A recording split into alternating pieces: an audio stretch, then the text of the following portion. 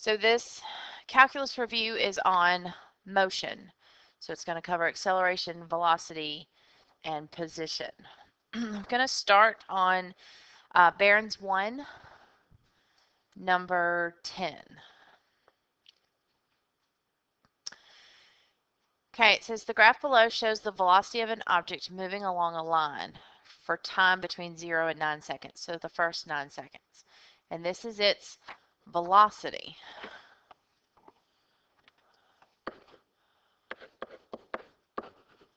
Okay, it says at what time, number 10, at what time does the object attain its maximum acceleration? Okay, if you remember your relationship between these three, acceleration is equal to the slope of the velocity, the first derivative of the velocity. So it's saying when does it achieve its maximum acceleration? It's when the velocity is the steepest. So at what interval do we have the steepest slope? And that's going to happen between 8 and 9. Because it looks like it rises 4 and runs 1. So that's going to be its steepest velocity. Okay, so again, it says, at what time does the object attain its maximum acceleration? Okay, from our relationship, we know that acceleration equals v prime. Well, v prime, the derivative of velocity, is the slope of the velocity at any given point. That's the definition of a derivative. So if I want the maximum acceleration, then I want the velocity's steepest slope. Okay, number 11 says the object is farthest from the starting point at t equals. Okay, farthest from the starting point. If you'll look on your formula sheet, I've got a note on there that says that distance is the area under the velocity curve. So I want the area under the curve that is the greatest. Now, what happens at 6? When time is 6, it goes negative. The velocity goes negative, which means we have changed directions. We are now going backwards once your velocity goes negative. So which one has the most area under the velocity curve? At 6 seconds, because after 6 seconds, we start heading backwards. So we're getting closer to our starting point. If I want to go the farthest from my starting point, I want the farthest positive area. So that would be at 6. So again, when your velocity goes south of the border, when it goes below the x-axis, your position is actually headed backwards, back to where you were starting from. So this is heading away from where you started from, and once it dips, that's headed back towards where you're starting from. So if I want the farthest, then I want the farthest positive distance. Okay, now we're going to head to Barron's 2, number 20.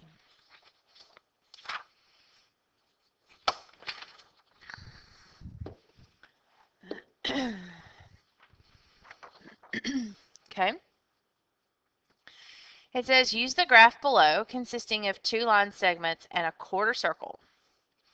The graph shows the velocity of an object during 6-second interval. Okay, so again, this is velocity. For how many values of t in the interval 0 to 6 is the acceleration undefined? Okay, remember your relationship. Okay, acceleration is the derivative of the velocity. Okay, so acceleration is undefined where the velocity's derivative is undefined. And you know that it's undefined at sharp turns. So right there and right there. Those are sharp turns. So that's where my acceleration is undefined because that's where the derivative of the velocity is undefined. During number 21, during what time interval in seconds is the speed increasing? Okay, again, if you'll look at your formula sheet, speed is the absolute value of your velocity. Okay, now we talked just a couple problems ago about how this is, because this velocity is positive, it's moving away from your starting point, and then as this thing heads negative, you're actually headed back to where you came from. But I'm not talking about my distance away. I'm just talking about my speed. So I don't care which direction we're headed. That's why we have the absolute value bars. So think of this as being positive.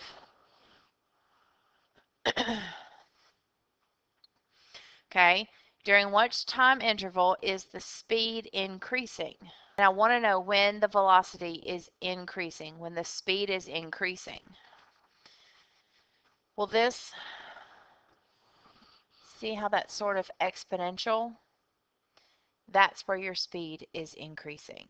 So it's going to happen from about 3 to 5. Because this is your velocity, so your velocity is going down, and this one's going down also. So there's where your velocity is increasing. 22.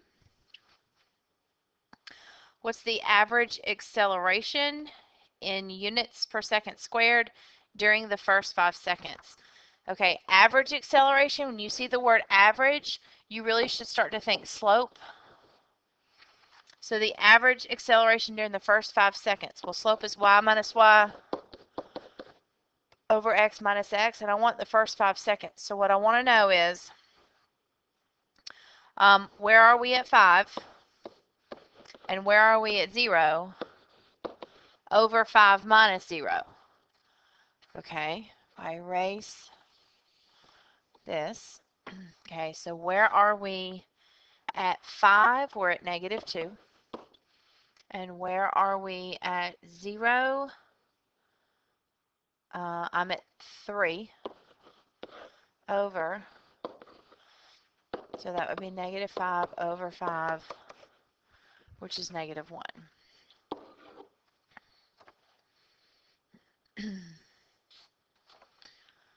All right, now we're headed to 41.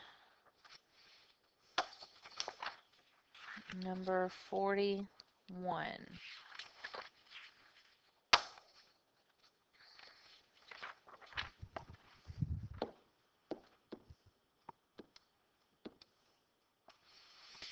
The velocity of a particle in motion along a line for time greater than 0 is that.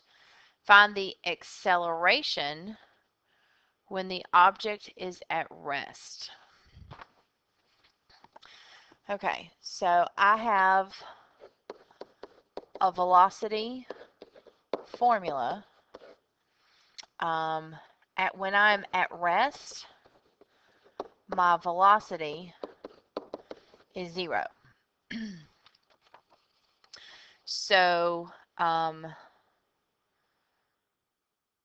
So what I'm going to do is I'm going to set my velocity equal to 0, and I'm going to solve for t. So ln of 2 minus t squared equals 0. Okay, now if you this, you'd have e to the 0. Like if you snail it, e to the 0 equals 2 minus t squared. Well, e to the 0 is 1. Subtract the 2. Then divide by -1. Then root both sides. So it happens at plus or minus 1, but this is time, and time can't be negative. So it happens when t is 1. Okay, So now this object is at rest at t equals 1. It says find the acceleration when the object is at rest. Well, it's at rest when t equals 1. So what I need to do now is I need to find an acceleration formula. Okay, well, I know that acceleration equals v prime. So I'm going to take the derivative of this, and that's log, so that's dov over of. So derivative of the of over the of, technically times ln of the base, but ln of e is just 1. Okay, now that's my acceleration formula. Well, I want to know what the acceleration is when time is 1 because that's when it's at rest. So negative 2 times 1 would be negative 2. 1 squared is 1. 2 minus 1 is 1. So my acceleration is a negative 2. Okay, so again, it gave me a velocity formula. It said find the acceleration when the object is at rest. So I took my velocity formula, set it equal to 0 because that's when I'm at rest. I'm not moving. Set it equal to 0 and solved it, and that's going to give me t. So that's my time. It is at rest when t equals 1. But it says find the acceleration. So I know that acceleration equals the derivative of velocity. So I did dov over of. That's my acceleration formula. And then all I had to do was find what the acceleration is when t is 1. Okay, so now we're looking at number 44. This one takes a little bit of work, so you may want to pause it and get a sheet of paper out.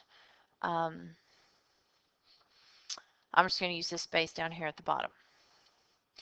Two objects in motion from t equals 0 to t equals 3 seconds have that position and that position. And these are ugly formulas. This is yeah, really, really ugly. Says how many times during the 3 seconds do the objects have the same velocity? Okay, now what it's done is it's giving me two position formulas. So it's got x sub 1 of t and x sub 2 of t. I'm going to change those to s's. So I know it's a I know it's a position formula.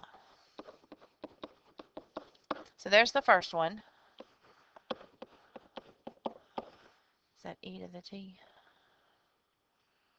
Yeah. So those are my two position formulas. So to get it says have the same velocity. So now I'm going to find their velocity formulas. Well, I know that velocity equals the derivative of position. Okay, so I'm going to find my velocity formula by doing the derivative of this. Okay, so this is going to be a chain rule. Derivative of cosine is negative sine, leave the inside alone, and then take the derivative of the inside. So negative 2t sine t squared plus 1. Okay, now I'm going to do this one. So this velocity formula, this is low d high. Low. Derivative of the top is just going to be e to the t, because then it would be times the derivative of the top, which is just a 1, minus high d low over low low, so 4t squared. Just going to do a little cleaning up to make it easier. I'm going to pull an e to the t and a 2 out, just because I can. So that's going to leave me with t minus 1, and that's over 4t squared. So the 4 and the 2 can cancel. So I have e to the t, t minus 1 over 2t squared. Okay, so I have this guy. Okay, so stop and make sure you're good with where everything came from. I had two position formulas. I found the derivative of both so I could have my velocity formulas. And it says, it doesn't want to know what it is. It just says how many times during the 3 seconds Do the objects have the same velocity? Okay, I'm not going to graph this. You're going to graph this. You're going to hit pause, and you're going to go graph both things that are in the red circle. You're also going to change your window of your calculator to, I only want the first 3 seconds. So that's this way. So you're going to change your x min. You're going from 0 to 3. So I'd go x min -1, and you're going to go x max. I'd go a 4. I don't care about the y's. And you're going to type this guy into your y1 and this guy into your y2 very carefully, and you're going to hit graph. And I'm not interested where they cross. I'm just interested in how many times they cross in this window right here from 0 to 3. And be very careful, because I think one gets really close to 3, and you have to really look to see if it's within 3 seconds or if it's just out of 3 seconds. And remember, you can always do second calc and do intersect and go over there and see when it crosses if your x is before the 3 or after the 3. The answer is that they cross 4 times. So pause the video, go graph these suckers, and make sure you can see that they cross 4 times. Okay, the next one we're going to is Barron's 3, number 8.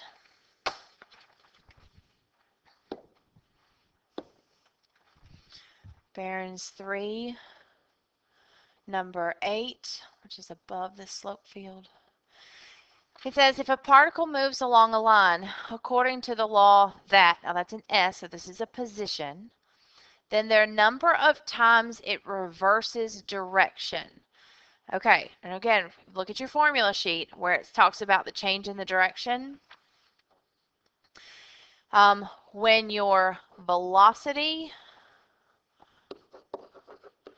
changes signs, that's when your direction changes.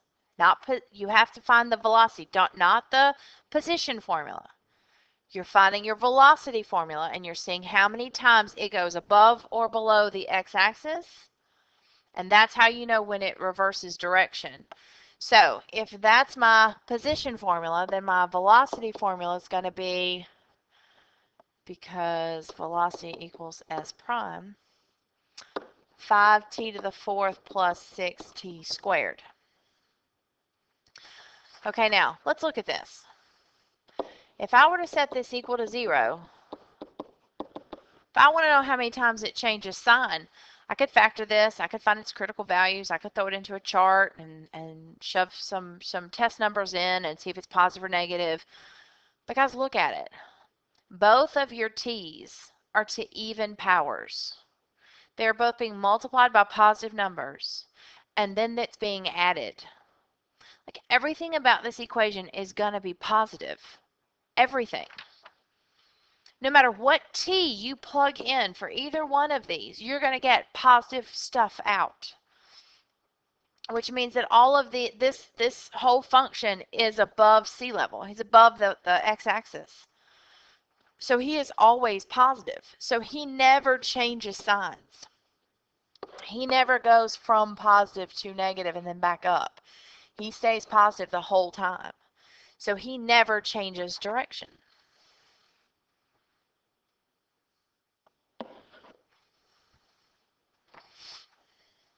Make sure that makes sense. Okay, now we're headed to number 35.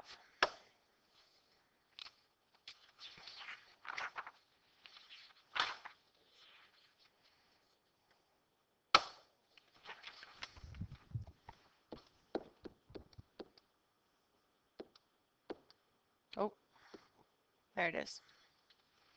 Oh, we need the graph. Okay, 35. The graph shows the velocity of an object during an interval. Okay, so this is velocity again. If you notice, every time they give us a graph, it's usually velocity. The object obtains the greatest speed. Okay, go back, look at your formula sheet. Speed is your absolute value of velocity.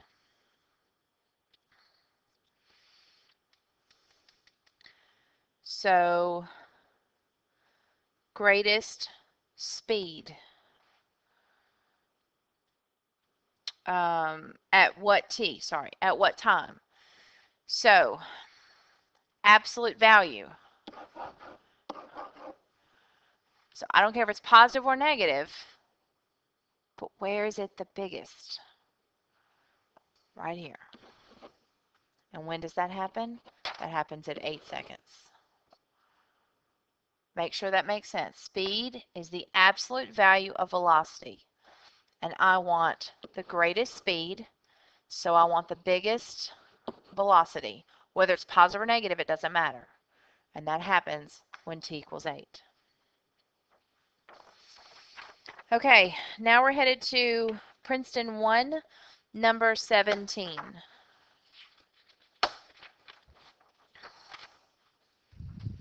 Princeton 1, 17. The acceleration of a particle moving along the x-axis at time t is given by that. The velocity is 10 when t equals 0. Now, usually they give us information like that because we're going to have to go find a c. The velocity is 10 when t equals 0, and the position is 4 when t equals 0. The particle is changing direction at what? Okay, so let's start with what they gave us. Acceleration 4t minus 12. Okay, let's look at our relationship.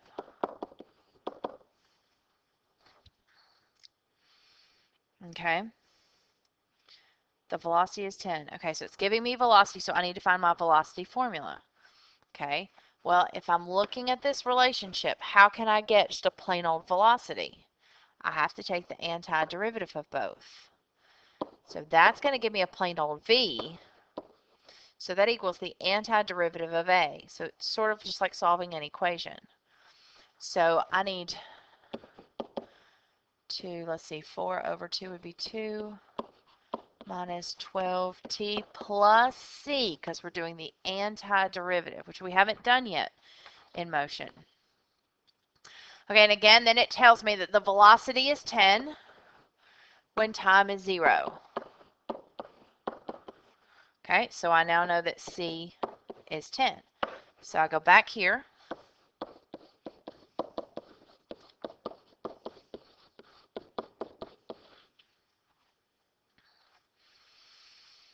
Okay, the particle changes direction. Okay, look at your formula sheet. We change direction when velocity changes signs. Okay, so let's look at velocity. Now I can pull a 2 out of this to make life easier. Now he factors.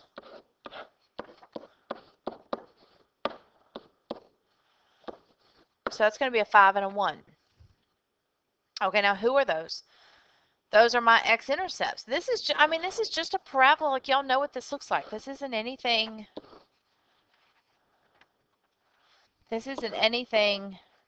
out of the ordinary. So I know he crosses at 1 and 5, and I know it's a parabola and it opens up. Like, I don't need to do a chart. I don't need to do test numbers. I don't need to do intervals because I know what this function looks like. Okay, now, we change direction when the velocity changes sign. Okay, well, we are positive up here and positive up here, and we go negative when we go down here. Okay, it says the particle changes direction at 1 and 5. Now think about that, because they've done a couple of these to us now about changing direction. You take your velocity, which we had to find, take your velocity, set it equal to 0 and solve it, get your critical points. Now what you could have done,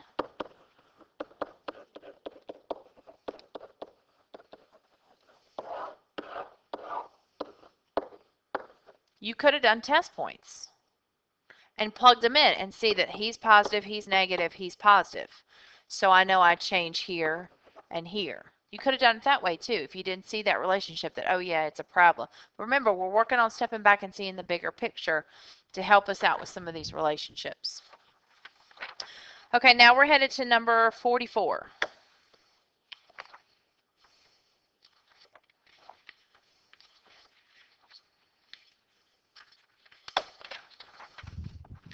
'44 is a lot like one we've done before.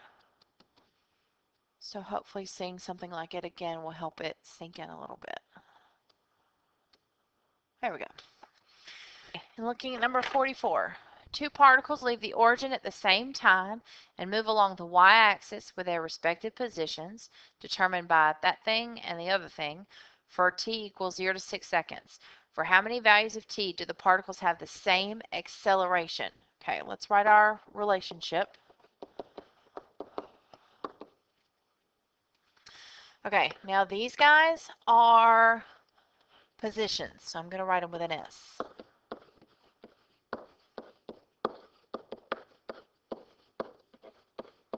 Okay, and it says for how many values do the particles have the same acceleration? So I want acceleration. Well, acceleration equals the second derivative of position. So the first derivative, let's see, cosine is going to be negative sine times 2. So negative 2 sine 2t. And then again, it's going to be, let's see, the derivative of sine is cosine times the inside. So negative 4, not times the inside, times the derivative of the inside, sorry. Okay, so that's S double prime, which is acceleration. Okay, now if I come over here and do this one, S prime, let's see, sine is cosine. Oh, that's nice, no chain rule. And then again, cosine would be negative sine, so negative 4 sine t. Okay, and that's S double prime, so that is now A. So I have this one, and I have this one, and it says for how many, not what are they, I just want to know how many there are in this interval. Do they have the same? So how many times do these two things cross? So I want you to pause the video. I want you to plug these into your y equals, and I want you to set your window, your x's, from like -1 to 7, and go graph it. And again, I think it gets a little close over there at the edge. So if you need to do second calc and go intersect and look at it to make sure it's within that 6 boundary, then please do so. The answer is D. Oh, shoot. Answer's D.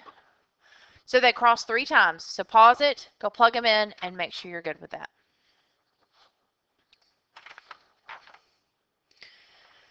Okay, now we're going Princeton 3, number 26.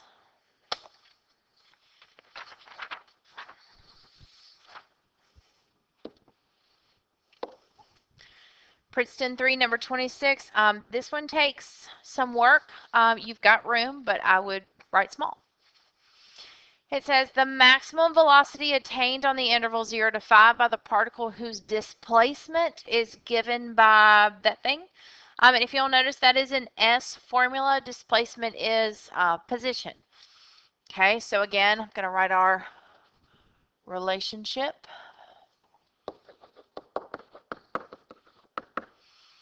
Okay, so I was given position, the maximum velocity, so I need a velocity formula.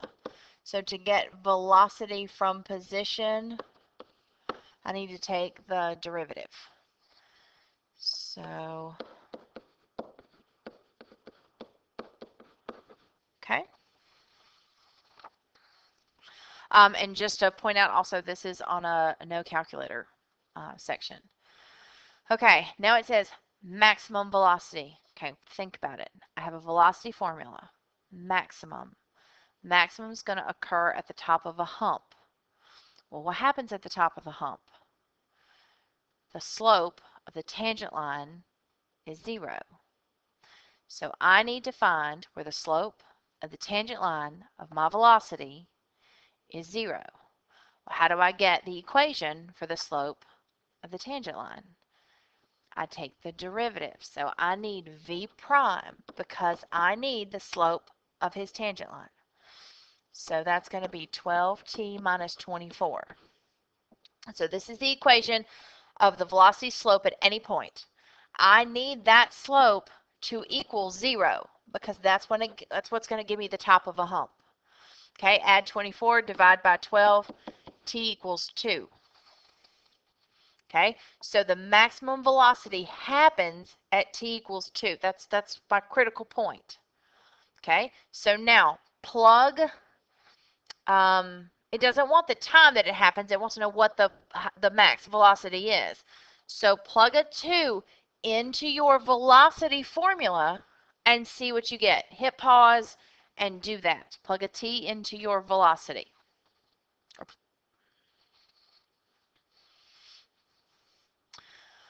Okay, when I did v of 2, I got a -8.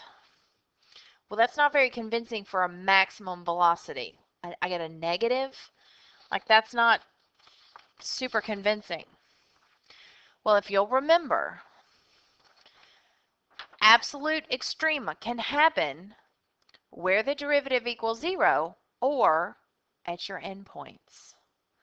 Now, I have an interval from 0 to 5. So, yeah, at 2, I have a hump. But I don't think it's the top of the hump. I think it's a bottom of a hump.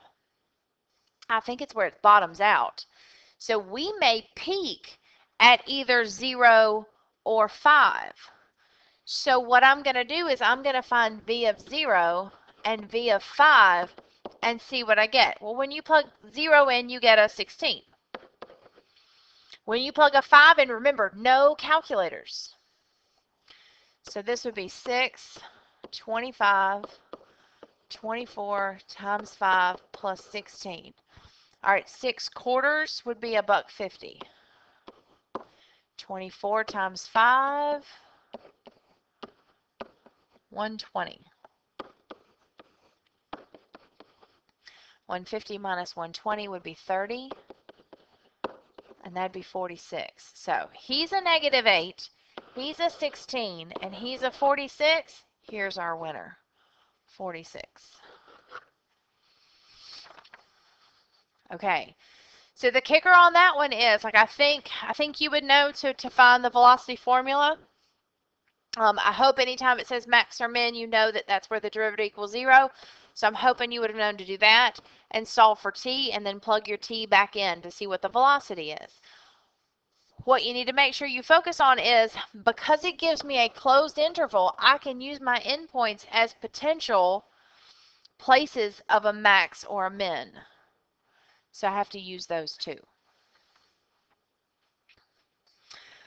Okay, now we're headed to extra. And we're looking at the extra practice number 15.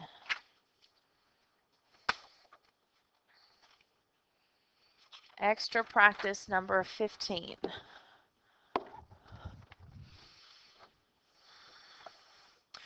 If the displacement from the origin of a particle moves along the x-axis, again, displacement is position, you can see the s equals, then the number of times the particle reverses direction is, okay, again, for reversing direction, if you'll look on your formula sheet, reversing direction is when your velocity changes signs, okay? Well, I was given a position formula, so I can get a velocity formula.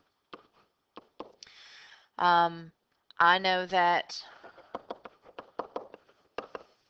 if I'm given position and I want velocity, I just need to take the derivative of s. So the 3 would be gone, and do a little chain rule. So 4t minus 2 cubed, and then derivative of the inside would just be a 1, so that's what I have. And then if I were to set these equal, like this is cubic, so I know he's going to go up and come down and go back up. So it's not like the quadratic one that was more simple. If I solve him, I'm going to get t equals 2. So now I'm going to have an interval from -infinity to 2 and 2 to infinity. I'm going to pick a number, and I'm going to plug it into my velocity, and let's see what happens. So if I plug a 0 in to here, that's going to be 0 minus 2, which is negative 2. Negative 2 cubed is a negative 8 times 4 is a negative number. Now let's plug a 3 in. 3 minus 2 is going to be positive. Positive cubed is positive, and positive times 4 is positive. Okay, so the point is we are negative, but then once we hit a 2, we cross the x-axis and we become positive. So he changes signs one time. And that's the second one of those we've done. So I hope you see that number 1, they're important, and I hope number 2 that it's kind of sunk in a little bit. Okay, now we're going to look at number 18. If the position of a particle on a line at time t is given by that, then the speed of the particle is decreasing when, okay, well, speed is the absolute value of velocity. Let's see. So if I'm given this, and I'm talking about speed, and speed is your acceleration. So I know that acceleration equals the second derivative of s. So the first derivative, 3t squared plus 3, 6t. Okay. Decreasing. So it's not about changing directions. Like here, it's I need to know where it's negative. So if I set that equal to 0 and solve it, I'm going to get t equals 0.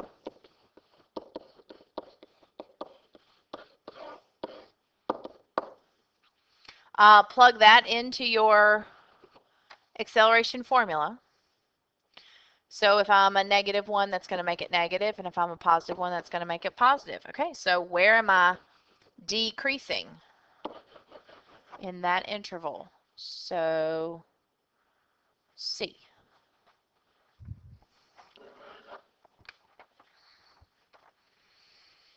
Okay, now we're headed to 76.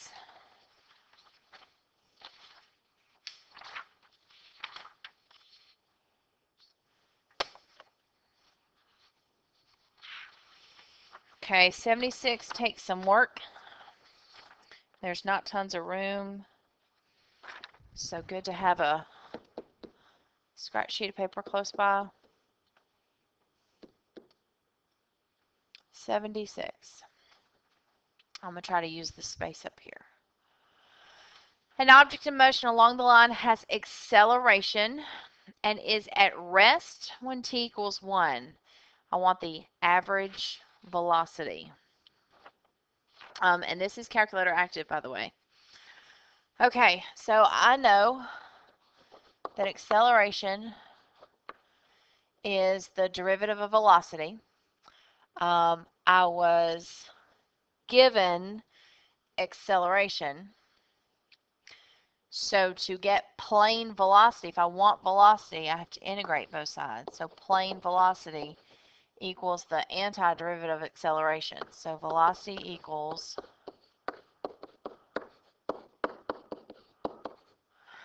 okay. So that would be pi over 2 t squared. Okay, this is your tangent inverse with an extra 2 in it. So pull the 2 out. Then it's tangent inverse of t. But then remember, you just took the integration, so now you got to have your plus c. Don't do that when you do derivatives. You do that when you do integration. Now, it should give me information to be able to find my c. It says, is at rest when t equals 1. That means my velocity is 0 when my time is 1.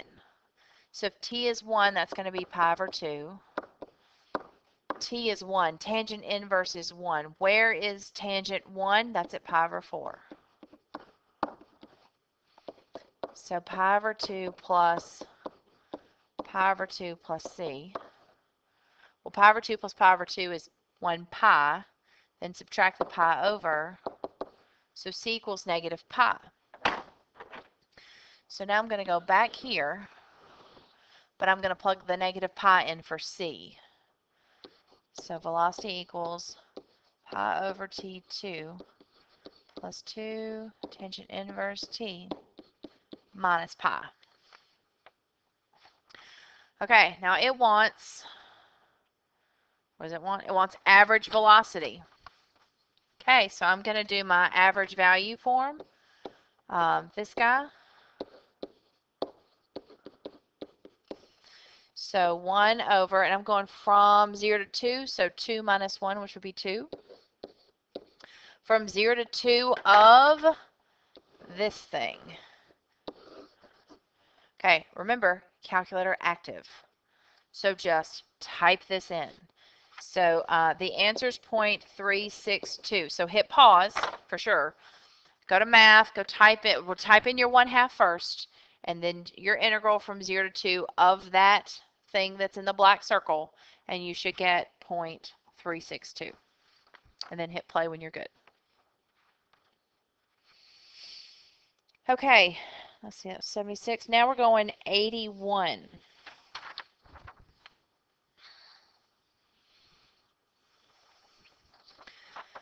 Okay, 81, the table shows the speed.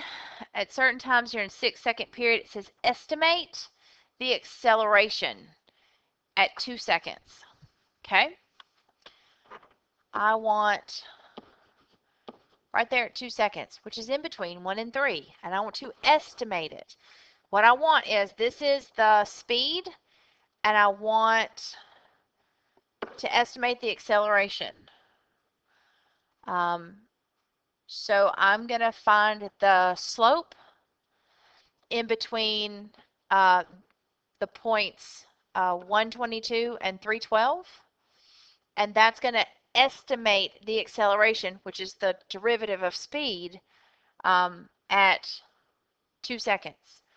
So slope, so I'm going f of 3 minus f of 1 over 3 minus 1. Let's see, f of 3 is 22. F of 3 is not 22. F of 3 is 12. Minus 22 over 3 minus 1. Negative 10 over 2. Negative 5. Okay. Cool, like that one. And then the very last one we got to do, number 95.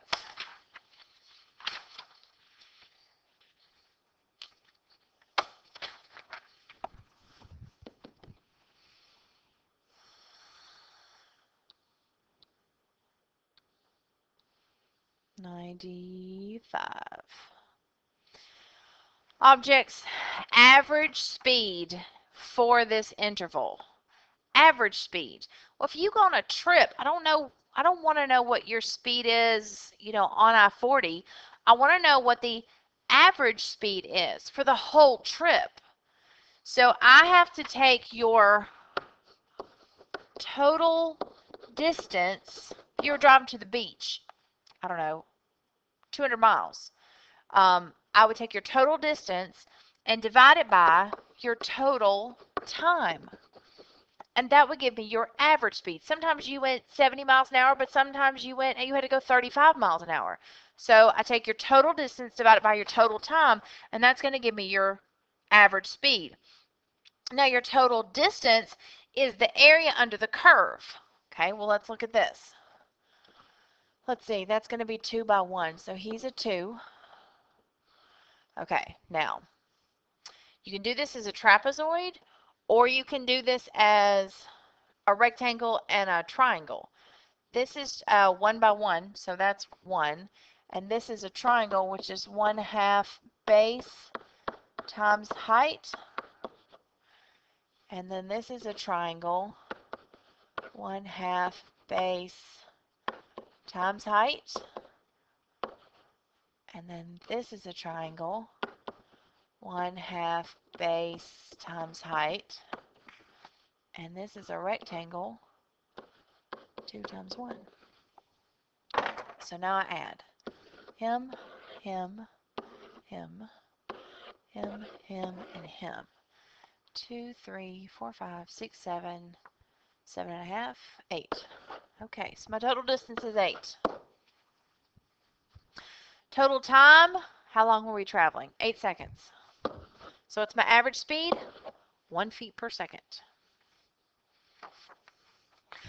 Go back and look at your formula sheet. Make sure that you understand acceleration, velocity, and position's relationship. Make sure you understand that distance is the area under the velocity curve, that speed is the absolute value of velocity, and you know that you change directions. A particle changes directions when the velocity changes its sign.